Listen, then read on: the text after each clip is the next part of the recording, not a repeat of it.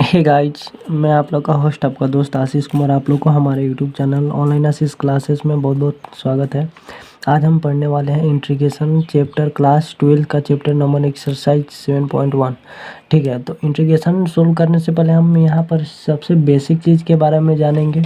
अगर आपने डेरिवेशन नहीं पढ़ेंगे तो डेरिवेशन आप पढ़ लीजिएगा, उसके बाद इंटीग्रेशन बनाने में बहुत ही सिंपल तरीका हो जाएगा।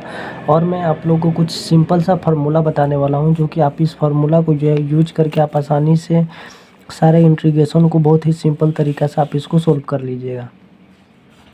तो चलिए हम सबसे पहले इस फार्मूला को आप एक बार देख लीजिए। देखिए, स्किप कर के सारे फार्मूलों को आप हो सके तो आप लिख लीजिए। आपके बुक में काफ़ी सिंपल तरीका से दिया गया है, आप वहाँ से भी आप उसको उतार सकते हैं। ठीक है, अब अच्छा रहेगा कि आप अपने बुक में ही अपना देख करके सारे फार्मूला को यूज कर लीजिएगा, लिख लीजिएगा, उसके बाद याद कर लीजिएगा। तो उसके बाद आपको बनाने में काफ़ी सिंपल तरीका से सारे मैथ्स को बहुत सिंपल तरीके से आप इसको सोल्व कर सकते हैं। तो फ्रेंड्स, सबसे पहले आपको फार्मूला को याद करना ही होगा, तभी कोई भी क्वेश्चन आपका सोल्व होने वाला है। तो चलिए कुछ बेसिक चीज़ें बता देता हूँ, उसके बाद क्वेश्चन को सोल्व करता हूँ। ठीक है, देखिए,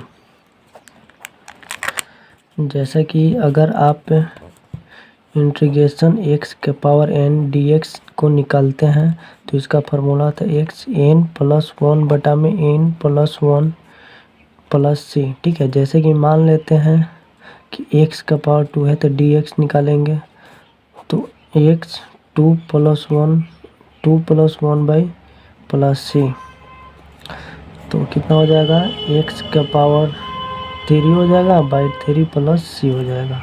चलिए मान लेते हैं कि अगर हम लोग इंटीग्रेशन 2x dx का निकालते हैं तो इसका इंटीग्रेशन 1/2 होगा प्लस c होगा। आप बोलिएगा कैसे? तो देखिए, जो x है जो dx के रिस्पेक्ट में, तो इसीलिए 1/2 2 प्लस c होगा। ठीक है, समझ गए। चलिए अब मान लेते हैं कि अगर हम यहाँ पर 3x निकालेंगे, जैसे 3x dx निकालेंगे तो यहाँ पर क्या हो जाएगा, 1/3 प्लस c हो जाएगा। चलिए यहाँ पर ax निकालेंगे dx तो यहाँ पर क्या हो जाएगा, ये भी कांस्टेंट है, ये भी कांस्टेंट है, तो कांस्टेंट वाले को 1/a प्लस c भी हम लिख सकते हैं। चलिए हम आगे हम बनाते हैं। जैसे कि यहाँ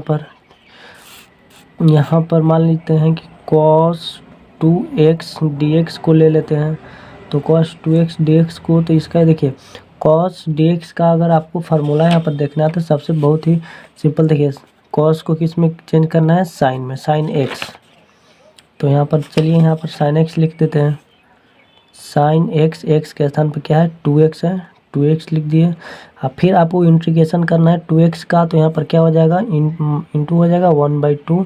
फिर उसके बाद जब इंटीग्रेशन हो जाता है तो c लग जाता है। तो चलिए यहाँ पर 1/2 साइन 2x प्लस c, ये हम लोग का इंटीग्रेशन इस तरीका से है। ये बहुत काफ़ी सिंपल तरीका से आप इसको बना सकते हैं। ये जो हम बताए हैं बहुत ही काफ़ी सिंपल तरीका से अगर आप एक बार इसको अगर सोल्व कर लेते हैं तो कोई भी बनाने में जो बेसिक चीज़ है, बेसिक चीज़ की अगर आपके पास नॉलेज है तो मैथ बनाने में आपको कोई भी दिक्कत नहीं होगा। चलिए आप क्वेश्चन को शुरू करते हैं। हम लोग का क्वेश्चन नंबर 1 है,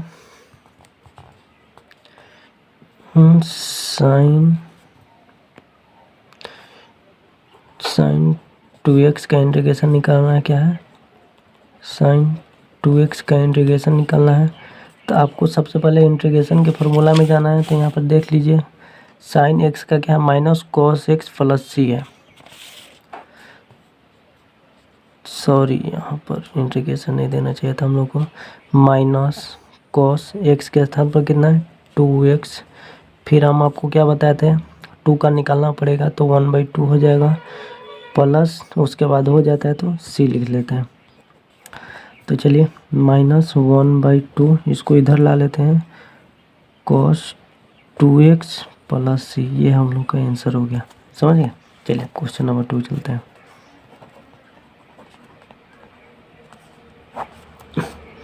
हम लोग का क्वेश्चन नंबर 2 है, cos 3x, तो इंटीग्रेशन cos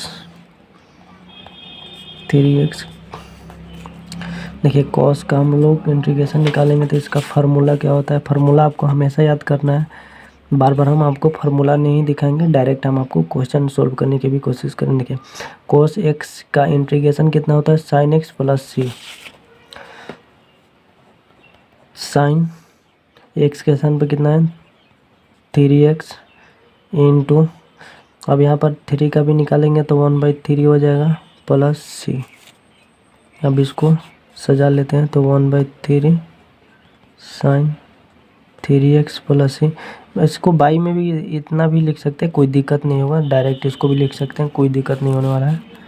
चलिए क्वेश्चन नंबर 3, क्वेश्चन नंबर आपका 3 क्या बोल रहा है, इंटीग्रेशन e2x। देखिए यहाँ पर इंटीग्रेशन e(x) का फार्मूला क्या होता है, देखिए जितना भी रहेगा यहाँ पर उतना ही वैसे करके लिख दिया जाता है। तो ये है 2x इंटू, अब यहाँ पर देखिए यहाँ पर x रहता है तो, लेकिन यहाँ पर 2x है तो 2x का भी इंटीग्रेशन यहाँ पर हम आपको बेसिक तरीका से बताए थे कि यहाँ पर अगर 2x का भी निकालेंगे तो 1/2 प्लस सी हो जाएगा। तो उसी तरीक़ा से 2 का निकालेंगे तो 1/2 हो जाएगा, उसके बाद प्लस सी हो जाएगा। तो डायरेक्ट यहाँ पर ये 2x/2 प्लस सी हो जाएगा। ये हम लोग का हो गया आंसर। बहुत ही सिंपल तरीक़ा से बना सकते हैं, बस आपको फार्मूला याद होना चाहिए। चलिए क्वेश्चन नंबर 4 बनाते हैं। देखिए यहाँ पर क्या है हम लोग का ax प्लस बी का होल स्क्वायर dx। यहाँ पर dx देना बहुत काफ़ी ज़रूरी है।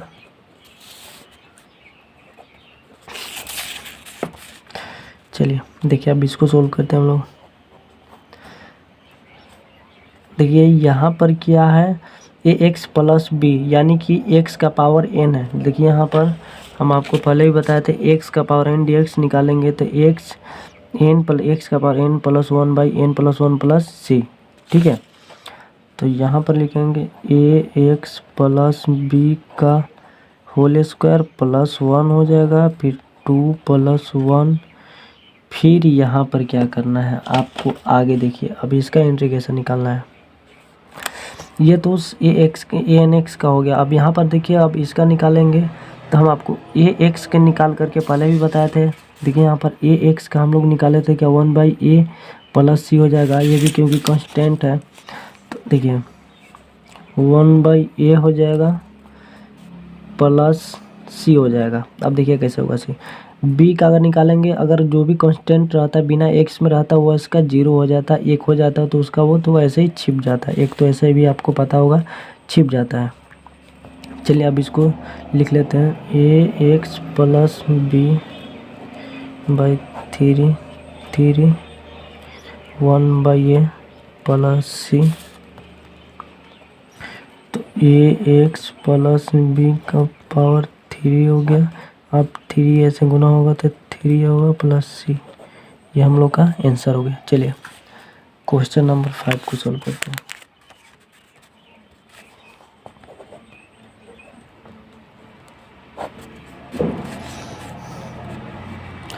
देखिए हम लोग का क्वेश्चन नंबर 5 है sign 2x minus 4e 3x। चलिए इसको इंटीग्रेशन में लाना है तो sign 2x integration 4e 3x। समझ गए, दोनों को अलग अलग कर लिए। उसके बाद आपको क्या करना है, यहाँ पर देखिए साइन का इंटीग्रेशन निकालेंगे तो यहाँ पर क्या हो जाएगा माइनस cos 2x हो जाएगा, क्योंकि फार्मूला होता है साइन cos हो जाता है इंटू 1/2, क्योंकि 2 का 1/2 होता है, पहले भी बताए थे, माइनस। अब चलिए इसको निकालते हैं। देखिए इसमें से 4 कॉमन निकल जाएगा, 4 को बाहर निकाल देते हैं 3x प्लस सी तब लिखा जाता है जब किसी का भी इंटीग्रेशन हो जाता है, तो उसके बाद में जब किसी का बचा रहता है तब प्लस सी आपको लिखना ज़रूरी है। ठीक है, समझ गए। तो cos 2x इंटू 1/2 माइनस 4। अब चलिए ई एक्स का इंटीग्रेशन निकाले थे, यहाँ पर देख लीजिए ई 2x का यहाँ पर निकाले थे इंटीग्रेशन। यहाँ पर ई 2x का इंटीग्रेशन निकालेंगे तो डायरेक्ट यहाँ पर लिखेंगे ई 3x इंटू, अब यहाँ पर क्या होगा 1/3 हो जाएगा प्लस सी हो जाएगा। समझ गए? ई एक्स का देखिए ई एक्स का निकाल दिए, ई एक्स का वैसे के वैसे जे का त्यों रहता है, प्लस 3 का निकालेंगे तो 1/3 प्लस सी हो जाएगा।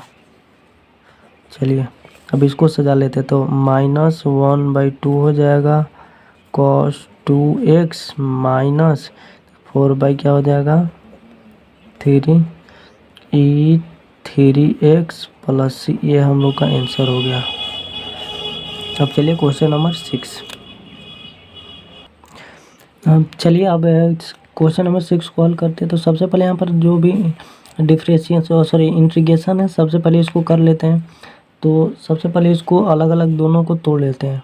तो 4e(x) प्लस 1 है तो 1dx, ठीक है। चलिए अब आगे चलते हैं। दोनों में से 4 को बाहर निकाल लेते हैं इसमें से, फिर इंटीग्रेशन ई 3x प्लस, फिर उसके बाद देखिए 1 को बाहर निकालेंगे तो कोई फ़र्क नहीं पड़ेगा और dx हो जाएगा।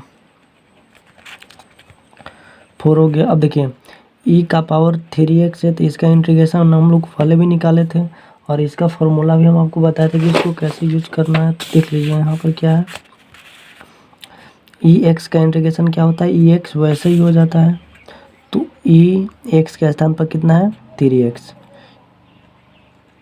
3x इंटू, अब 3x का भी हम आपको बताया था कि कैसे करना है। यहाँ पर देखिए 3x को कैसे 1/3 प्लस सी होगा तो 1 क्या हो जाएगा 3 हो जाएगा, फिर यहाँ पे प्लस हो जाएगा। अब देखिए यहाँ पर क्या होता है, इंटीग्रेशन में क्या होता है,